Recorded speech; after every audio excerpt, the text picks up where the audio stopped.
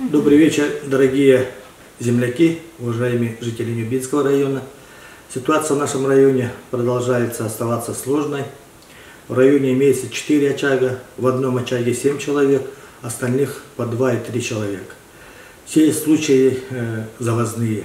С начала пандемии у нас зафиксировано больных всего 76, в том числе 59 лабораторно подтвержденных случаев и 17 лабораторно неподтвержденных. В данное время на учете состоят 24 контактных лица. В инфекционном отделении на лечении находятся 4 больных, в провизорном 1.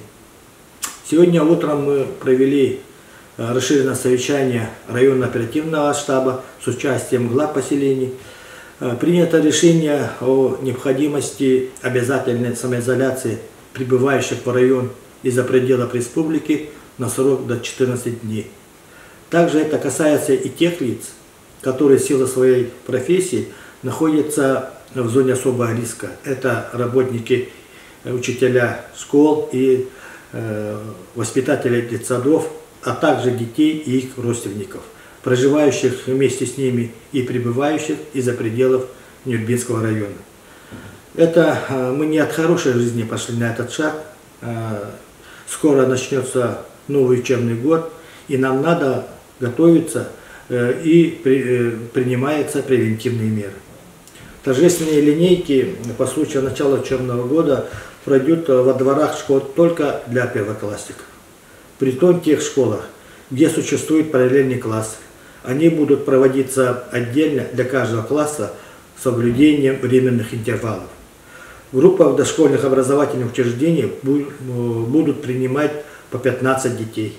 Это в первую очередь детей семей, находящихся в трудной жизненной ситуации, малообеспеченных, многодетных семей, 4 и более детьми, и детей, родители, у которых трудятся в службах жизненного обеспечения, это медики, сотрудники полиции и другие службы.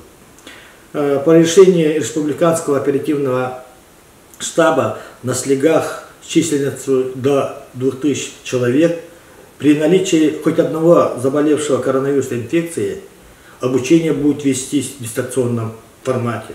Но хочется надеяться, что, быть может, нам удастся избежать этого случая.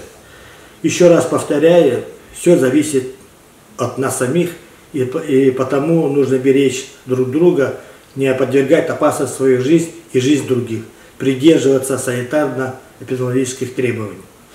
3 сентября все юбилейные мероприятия 75-летия Великой Победы будут проводиться через интернет-трансляцию в онлайн-формате. Для нас всех это святая дата, связанная с бессмертным подвигом наших отцов и дедов, защищавших честь и свободу Родины на полях сражений, матерей и бабушек, которые на колхозных полях и фермах ковали победу в тылу. Мы долго ждали 75-летия Великой Победы, готовились к параду. В целях минимизации опасности парад, ранее назначенный на 3 сентября, проводиться не будет. А фейерверк в честь победы будет проводиться с баржи, курсирующей с пристани до Нюрбинского театра. В таком случае мы можем избежать массового скопления большого количества людей в одном месте.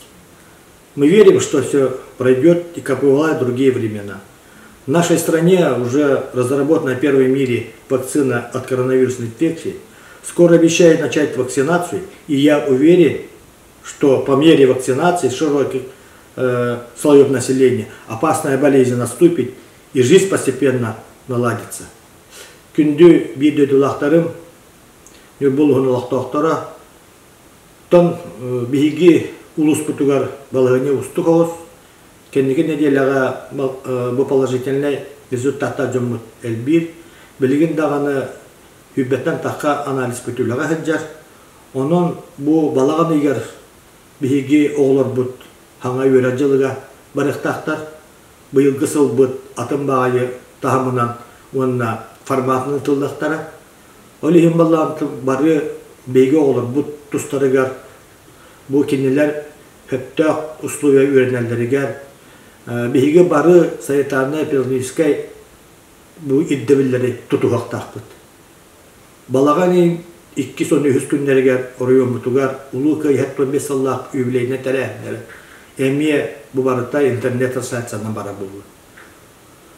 Bu balağan iyigar bu olar ulakan terehenler brahanniktar bihiyakan yabarıyonu var toktatuldular.